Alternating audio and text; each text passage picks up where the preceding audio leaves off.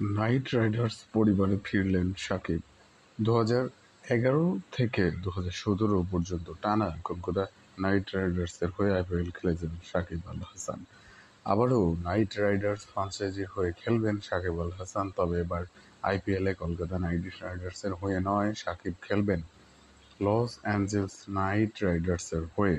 আগামী মৌসুমে যুক্তরাষ্ট্রের মেজর লিগ ক্রিকেটে এমএলসি লস অ্যাঞ্জেলসের হয়ে সাকিবের খেলার বিষয়টি নিশ্চিত করেছে নাইট রাইডার্স গ্রুপের এই ফ্রাঞ্চাইজি। বিশ্বকাপের পর 5ই জুলাই থেকে শুরু হবে মেজর লিগ ক্রিকেটের দ্বিতীয় মৌসুম।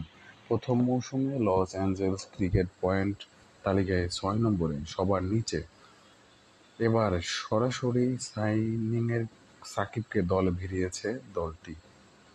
গতবারের দল থেকে লস অ্যাঞ্জেলস এবার ধরে রেখেছে Andre Russell, Sunil Narine, Jason Roy, Spencer Johnson, Unmukt Chand এবং আলী খানদের। তাদের সঙ্গে এবার যুক্ত হলেন সাকিব। এই টুর্নামেন্টের প্রথম মৌসুমে তিনি খেলেননি। সংবাদ বিজ্ঞপ্তিতে লস অ্যাঞ্জেলস বলছে, এই মৌসুমে সাকিব আল হাসান আমাদের সঙ্গে যোগ দিচ্ছেন। নাইট রাইডার্স পরিবারের সঙ্গে সাকিবের সম্পর্কটা দীর্ঘস্থায়ী। 2012 ও 2014 যে 2 মৌসুম কলকাতা চ্যাম্পিয়ন হয়, সেই সময় সহ তিনি ভিন্ন ভিন্ন সময়ে কেকেআরের প্রতিনিধিত্ব করেছেন। কলকাতায় সাকিবের পুরনো ডেরা। 2011 থেকে 2016-17 পর্যন্ত কলকাতা নাইট রাইডার্সের হয়ে আইপিএল দাপিয়েছেন। কলকাতার 2 শিরোপাতেই ছিল তার অবদান। 2018-19 মৌসুমে সানরাইজার্সের হায়দ্রাবাদের হয়ে খেলেন সাকিব।